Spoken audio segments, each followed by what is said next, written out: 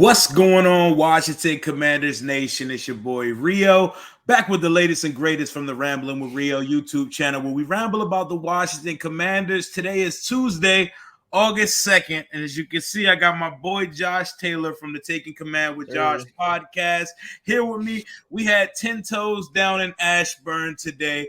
First practice with pads on. How are you feeling right now, my guy? It feels good. I think you're the one that said it. We're like, man, it feels like Richmond since they're finally hitting with pads. Like I was at OTAs. You've been at training camp already.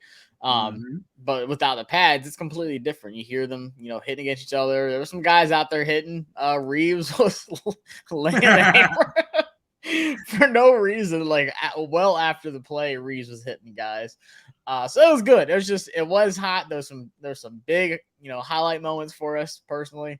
But it was just good to be back around this football team. Like finally, you said it's August. Like we've been waiting for this time, and it is finally here. So hell yeah, man! We got the Hall of Fame game in 2 days. That's crazy. It was hot. We heard pads popping today. There was a lot of female talent in the building in Washington today, including your woman crush Wednesday, Annie Agar in the building in the flesh. Lord Jesus. How was it like meeting her today? I pray she's not watching this, like scouting you before it comes on the show. But I mean, everyone that knows me knows Annie Agar is my girl. Like just you could tell there's some people out there media wise, big name people. Dudes, girls, both that you can just tell all right, yeah, they're not good people. They're not friendly, talking to famous people. Why? Or they're different in person. Yeah. Yeah. Or you can just tell they weren't like that their whole lives. And now that they're big, they're oh, so-and-so, why are you talking to me?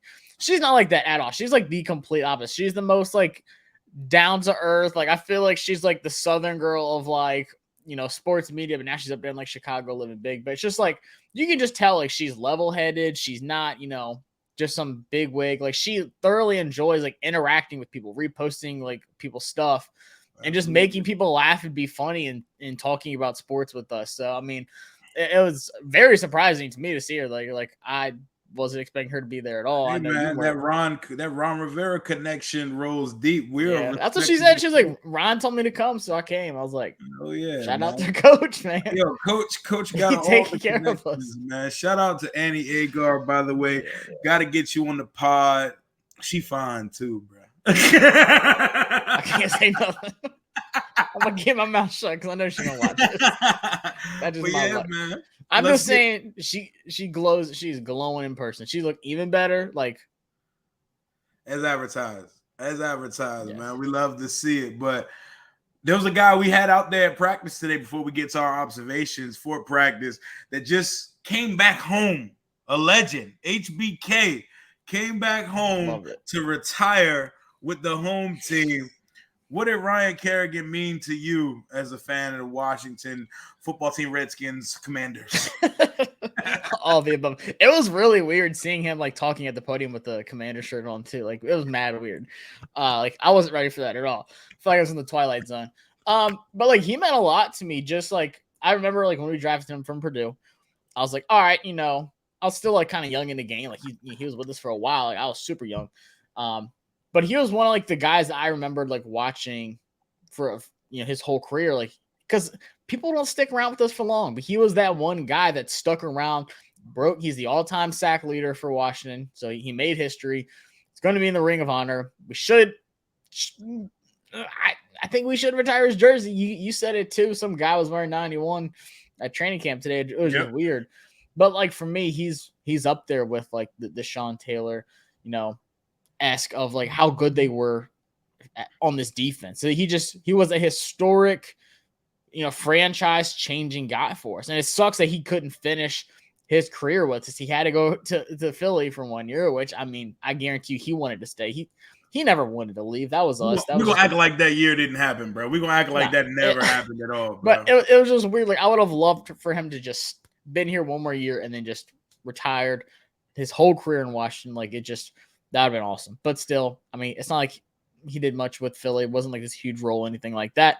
But he looks good now. He's a small thing now. You're saying these guys retire and they get into regular shape, not like I'm about to go, play, a long season of football shape. He looked good. Like he thinned down. Like he was out there running with the guys. So it was good to see though. Super leaned out, man. It got me very emotional watching his press conference. And when the team posted the picture of Ryan Kerrigan as Master Splinter and Chase Young and the young boys as like the Teenage Mutant Ninja Turtles, I was like, oh my God, bro. I really feel old now, bro. Like we watched all of Ryan Kerrigan's career.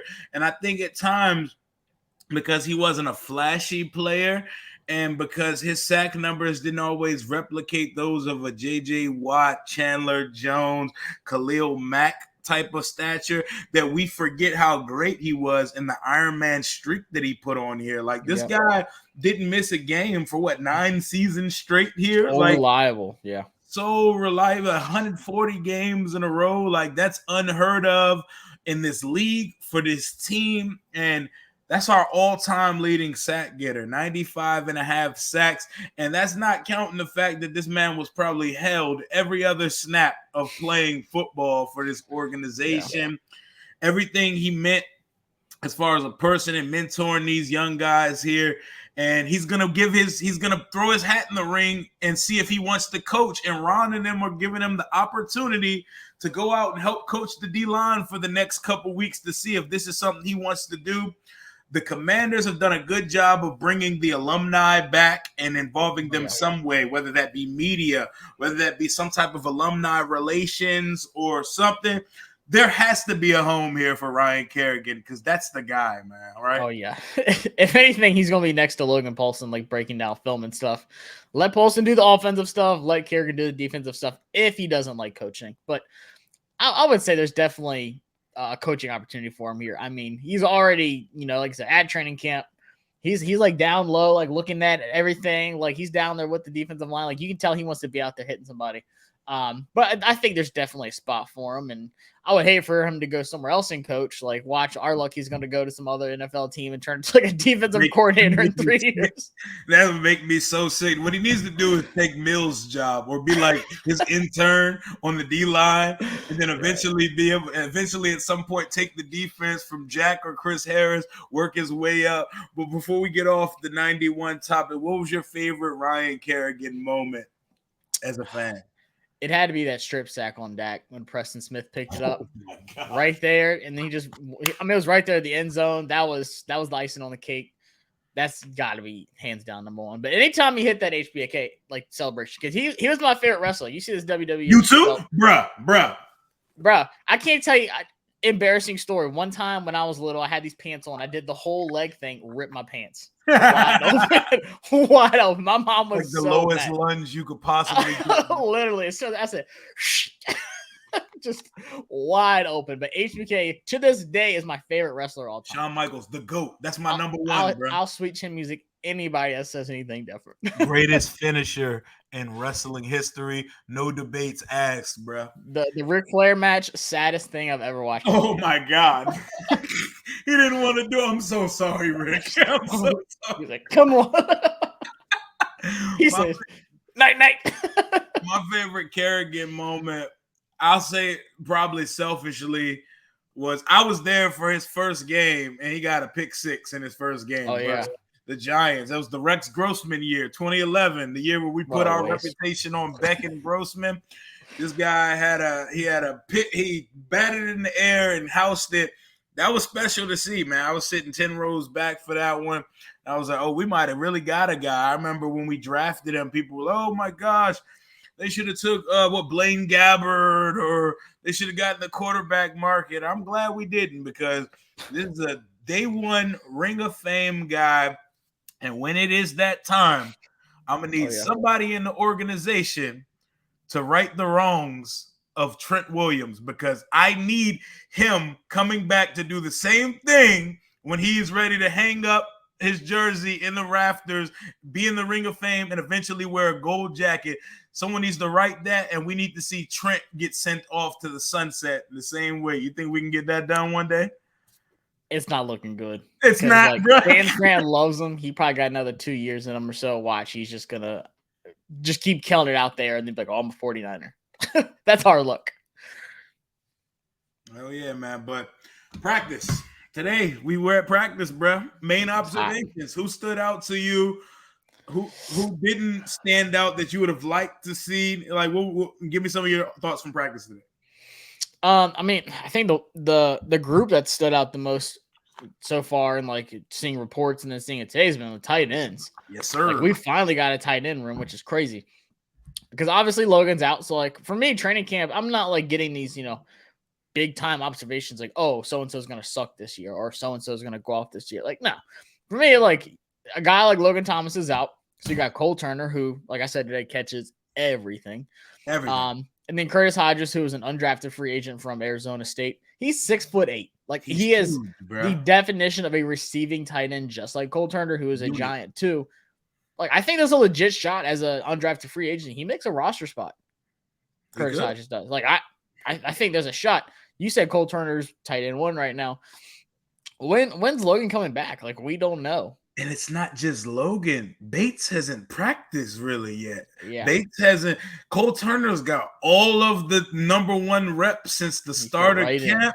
And that makes me happy, man. That makes me really happy to see all these rookies in the mix, in the equation of things to start off camp. B-Rob getting all the work he got with Gibson missing some practice. That guy's a freaking unit as well. Cole Turner, like, the guy catches when he actually dropped the pass early in practice doing like one-on-one, it was surprising because he's caught everything in camp so far. The guy gets open, he's got some wiggle to him, and he goes up and he high points the football. I know everybody loves John Bates, but I love the vertical move talent tight end guy, and I'm going to keep screaming Aquaman Cole Turner to the end of me because that is my tight end 1 for this team. Logan don't look healthy, bruh. Like, I know him and Chase, they got to do their little side field. He still got that thing on his leg, like, on the Curtis Samuel side field of Ashburn. They look like they're going to miss some time, bruh. Cole Turner looks like he's going to get the nod to start. Which is fine with me. Like, confident? Yeah, you be confident in that? Oh, absolutely. Like, what he did at Nevada, like, and people are like, it's Nevada. That dude, like, you just watch his highlight reels. Like, this guy, he's too athletic for his size. Like, his body movement, the way that he can bend and stuff. Like, usually tight ends are just stiff. Nah, this dude is like a wide receiver in a tight end's body. It's insane. But speaking of wide receivers, Jahan Dotson, beautiful. Yes. Like that 16th pick. I just remember on draft night, people were like, this isn't the wide receiver I wanted. Like, who is this guy? I am people, bro. I mean, this guy, like, he was the first in so many categories in the draft for wide receivers. I'm talking yards after catch, touchdowns with over 20 plus yards last year. The dude popped off at his last year at Penn State with a mediocre quarterback. Sorry, Penn State fans. But like mediocre quarterback. Yeah. But I think how Wentz throws the ball, it's gonna help everybody out. But I think Jahan Dotson's gonna feast. Like, I not even just like shares of like rookie with like fantasy football stuff like this. People like, oh, I think he's a good pick. But then they have Terry, they have Gibson, and then they have Logan Thomas, and all these weapons around him. Curtis Samuel if he's healthy. But I think like numbers wise, he's going to put up some crazy numbers. Like, it's really hard to like predict what it's going to look like because Terry's going to Terry. Mm-hmm. But like, don't be surprised if he scores more touchdowns than Terry. Hey, don't be. Y'all heard it here, man. I'm telling you, the Wentz looks for him early and often, and this is not an indicator of anything. It's one day of practice, but Kendall Fuller had Terry McLaurin in a seatbelt today. Kendall Fuller had Terry on lock today. Kendall looks good. Yeah, man. Kendall looks really healthy. St. Juice looked good, minus that one Dax Milne play. That one Dax Milne play got him, but outside of that, he was hitting the Dax cut him up on that. Dax cut him up on that one play for sure. But like my boy Jalen, who was with us earlier, shout out my guy. He said the 2 MVPs he's seen of camp so far are Montez Sweat and Kendall Fuller, and I couldn't agree more, bro. Montez Sweat, I'm sitting there saying, we saw him without pads the other day. So when people could get their hands on him, they put the pads on, he's not going to get through the line as easy. Well, I'll tell you what, he was still getting through the line as easy as he wanted to, man. Yeah. That guy flies around.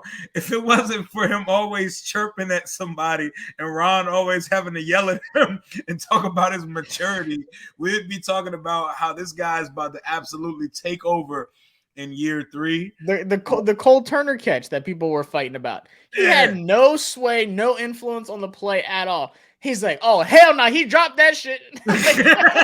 like way pissed off about it. Like, no, he didn't catch that. Like, yo, I was just looking at the coaches when that was happening. Like, yo, I swear the coaches hate Montez Sweat. He's always, but I like the fire though. Keep lighting that fire around him. I don't want everybody on the team to be a choir boy. You know what I'm saying? Yeah. I mean, Chase got that in him too. You get Chase fired up, man. He got that same Bart mentality, but he backs it up. But Sweat, man, the thing about Sweat that people don't realize is how big he is. He's huge. But then when you add that to how fast he is, his arms are crazy long. That's why he's so successful. The batting passes he did against Dallas. But getting up under the pads of offensive linemen and just bending them backwards, especially on the edge, like you just get around the edge so easy. And I think I'm expecting a big season out of him, especially since we don't know how long Chase is out. So that other side, which was pretty much like Hill, Shaka Toney today. That was something that someone asked me. It was like, who's kind of taking over Chase's spot? I'm like, that's a great question. I need to look at that. But it's usually James Smith-Williams, but he was not practicing. He wasn't there today. Yeah. So maybe Bradley King fills in too, but today it was a lot of Hill, and Hill looked actually really good too on that on the right side opposite of Sweat. And then Shaka Toney, he had some flashes too. But Montez Sweat's got to hold down that outside, especially when Chase is out. He looks like he's ready to do so. The corners are flying around. Tez and Payne are wreaking havoc up the middle. The quarterbacks. There's been a lot of uneven days for Carson Wentz. I'd say overall, Carson Wentz had a pretty good day today. There weren't any crazy stretches of multiple misses in a row. It seems like there's still a continued point of emphasis on trying to get him to take the check down and to live to see another play rather than just force the ball down the field. But Carson had a pretty good day. And 1-on-1, 7-on-7s, he was almost perfect. He was damn near perfect throughout the day. What'd you see from Carson in your time on Ashburn today? Yeah, I mean, once again, just crazy big, for a quarterback. And we said it, like, for his size, how much he's able to move. And, we're not asking him to be Lamar Jackson, but you see all these plays where he's, like, breaking out of sacks and stuff like that. When he was with the Eagles, and we had him, like, in this bubble of, the defensive line, he just popped out somehow. For a guy that size, it's crazy impressive. He did one of those little Colt flips, is what you call it, with a little left hand pass, which I never want to see that again. But outside of that, like, he's got a great velocity on his throws, just like Sam Howell, who, like I said today, looks phenomenal every time I see this guy throw a football. I don't care if it's in college, the Senior Bowl, OTA practice, training camp. Like, Sam Howell just keeps checking the boxes for me. And people are going to talk about his size. Like, he's the complete opposite of Carson Wentz. Like, Carson Wentz is a tower just overlooking the entire field, seeing where he's going to go with the ball. Sam Howell, but, like, the thing about him is, like, his release is exactly where his eyes are, like, at the very top of his pattern and, like, his mechanics. And it just comes out so fast. He has such a fast release. Like, at North Carolina, they, like, just feasted and yak because he hit every single time.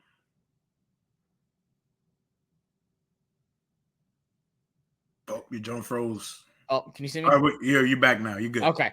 But, like, that's what he did at North Carolina. And, like, that's what our receiving core is going to, like, specialize in. Like, quick passes, that's what Curtis Samuel's good at. You've seen Terry, whenever he gets these quick ones, like he did against, like, the Eagles and being able to take them 70 yards. But then he's just got a cannon of an arm. Like, I hate, like, just kind of talking this good about a backup quarterback. But, like, Heineke, someone asked me, like, what's it going to take for him to pass Heineke? I think he's better than Heineke. Like, we saw some ducks from Heineke today. He threw one to the left sideline, like, and it just, like, hit nothing. Just no man's land. He even had a good completion about 40 yards down the field. It felt like it took the duration of practice for that ball to get from his right arm to the receiver. It was like good completion. I love it. It's exciting. It's fun to watch, but I don't need to see that ever again starting for me in that the does NFL nothing game, for me. bro. Yeah. I don't just need keep to diving for the pylon. That's it. A guy who has been having a strong camp, not his best day at all today, De'Ami Brown. De'Ami Brown was dropping shit today. He dropped a few today, a few beautiful passes from Wentz. Put it right on his hands to catch it in stride. I guess he was looking up the field more so than trying to corral the ball. Brian Robinson had a couple of those today as well, but he's a running back, so I'll give him the benefit of the doubt. De'Ami dropped some passes. What'd you see from De'Ami today? See, De'Ami, for me, he's like that unknown in the offense. Like, he was the guy that was just completely taken out last year because what he does well is goes deep. And like we just said, Heineke just can't do that. But that's what Carson Wentz specializes in, is these deep bombs. I think he's third in the league in the last like 5 years of 50+ yard completions or touchdowns. He has like 11, and I think Russell Wilson and Pat Mahomes have 13 tied. So like that's what De'Ami Brown needs, is like just these long completions, and we haven't been able to see that from him. We saw some flashes last year, like even Ryan Fitzpatrick hit him with a deep one. I think it was like in a preseason game that we were watching, but for me, like I think week one last year, he drew the PI on the first possession of the game. We're like, okay, De'Ami gonna bust one, and it just never happened because Fitz got hurt. But I think he's gonna slowly come back into this offense. I think we're gonna see him coming out finally and getting what he needs to. I'm not worried about a couple of drops. I mean, like we said, Jamar Chase couldn't catch nothing, and he turned into top 5 wide receiver in the league. So, yep, already after at this rate, year. Kyle Hamilton, he getting smoked on Twitter. He gonna be all pro this year. So, this is my favorite time of year because as fans, because fan stands short of fanatic. We're crazy, bro. We overreact to everything out of training camp. Like, bro, they're not even playing in a preseason game situation yet, bro. No simulation of any type of real game speed. And we be out here. Jalen Hurts is throwing picks in practice. Dak is throwing picks in practice. Mahomes threw 7 picks in practice. Bro, who cares? Wouldn't you rather these guys throw picks in practice rather than throw them on Sunday? I always tell people, like, that is when you make your mistakes. You have to work on the timing with your guys. If you have to throw a pick to know when not to throw something on a specific route, or when your receiver's stemming, throw the damn pick. Like, I'm taking that all day over something stupid like quarterbacks that run in practice all the time. Like, I don't need that, bro. Get your rep out the way. But before we close this one out, it was a great time out there in Ashburn today. For those who haven't had a chance to go to training camp yet, let them know what the mood was like with the fans and what it was like after practice with all the players. Yeah, so the team finally got it right. Like, telling more people to like show up. Like you said, they expanded it out, gave more opportunities. Luckily, I was able to go because of Hog Farmer Chris got some extra. Shout out the guy. Huge plug. But it was a good mood. Like, it wasn't that Richmond, like, which Richmond sometimes was overcrowded. Like, just so many people. Yeah, it was absurd. And it was like, it was all day long because you had like the morning practice, then you had the afternoon. I mean, you remember last year, like, we went to your Airbnb for a little bit. You're like, oh, damn, we got to get back out there. Like, time for the second shift. But it's a great time. Like, it's like I said, it's just good to finally have the team hitting each other, finally having pads on. It's good to see all the fans. I mean, it seemed like every time we walked, you knew somebody that was, coming up. And then just the OG, like Bobby, like I said, Hall Farmer Chris, saw some other media guys there. But it's just a good vibe, just because like we're all like looking for the same stuff. We're all oohing and ahhing at the good plays and the bad ones, and then the players just spending a ton of time after practice signing stuff. Over 90 minutes. Yeah, like I was the next one to get my Penn State helmet signed by Jahan Dotson, and they pulled him, and I was like, no. But still, like, I mean, Carson Wentz was out. He was like the last one to leave. He was out there for so long. He signed literally like every autograph. And then Jonathan Allen, I mean, Terry was signing a bunch. Kerrigan's taking a lot of time out. I mean, it's just, they don't have to do that. Like we were talking about, they got to go lift after practice. They have to go work out. You know how miserable that is? It is. Like, if it's me, I'm like, sorry, guys, I want to get inside, get this shit done, get home, get something to eat, lay the hell down. I don't want to go work out for 2 hours and spend another hour out here with y'all. Like, So just the fact that they do that, like, it means a ton. So it's a good time. Try to get out. Obviously, not everyone can get out. But like I said on Twitter, I said if I get the opportunity to go, I'm going to give something away. And actually had John Allen sign one of the new mini helmets. You can't really see it because of the plastic. There it is. So stay tuned on that. On Twitter, I'm going to give that away, and then also on my YouTube channel. So just giving some goods back for people that can't be out there, because these helmets are dope, by the way. In person, the mini helmet, it might be the best helmet in the league. It is. And it's, to me, easily the best helmet I've ever seen this team wear. Everybody else got their matte helmets and shit. Yeah, we finally got us. Yeah, everybody trying to get like us now, bro. Us and the Vikings got them pretty shiny matte helmets, but appreciate you for coming on, my boy. Yes, sir. You got big things coming with your Penn State rivals deal. You just touched down back from Penn State. What was it, off-season practice over there? Yeah, just training camps. They just started Sunday for the actual team, but I was there Friday, Saturday for like the high school, like big time recruits that are coming in for next year. So they just had a ton of big names on campus competing against each other. I mean, it's kind of like the Pro Bowl of high school football, just a bunch of guys competing against each other, trying to get offers and stuff like that. So it's a great time. Love it. Anytime I can go out, take pictures and videotape football and get paid for it and be at a campus like Penn State, it was crazy. I love it out there. So I bet, man. Yeah, big things coming up, man. And then obviously we got our content here. The season's about to begin. Like I said, there's finally a actual game in 2 days. Hell yeah, man. The Hall of Fame games in 2 days on Thursday. I believe it's Vegas and Jacksonville. We get a little look at Jacksonville to see what we get. Probably get like what, one drive of Lawrence? I'll be definitely scouting the Jaguars for week 1. And we got the August 6th event coming up at FedEx. I know you're not going to be able to make it to that, but you will be sitting with me and my boy Jalen for our preseason opener, our only preseason home game this year. Yeah. Yeah, I think like I said, the other ones at Baltimore, it might be kind of tempting to go to, but I didn't even plan it. I'm literally 2 rows behind y'all. Like I think literally like exactly in the same seats, just 2 rows back. So that's crazy. That's but lit. The Sam Howell versus Matt Corral Bowl at FedEx Fields. I'm hyped for it. Obviously, as a Howell fan, I can't wait to see it, man.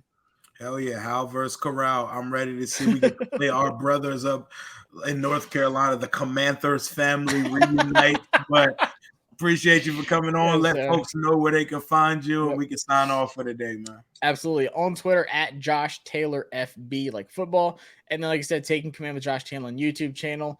Got the good things cooking up there. So can't wait to see y'all at FedEx for the preseason game. If y'all are there, stop and say hey. Hell yeah, man. Anytime you see any of us, man, just pull up on us. We out there having a good time, moving, shaking, mingling, and keeping the vibes immaculate. Thank y'all for subbing the channel. Vlog just went live on the channel 8 minutes ago at 5 p.m. Take a look behind the lens of us being at camp and the access that we got today. The first vlog went live. We're almost at 5,000 views. Let's run up the second one the same. Until next time, hail to the Washington Commanders. Take command. Deuces.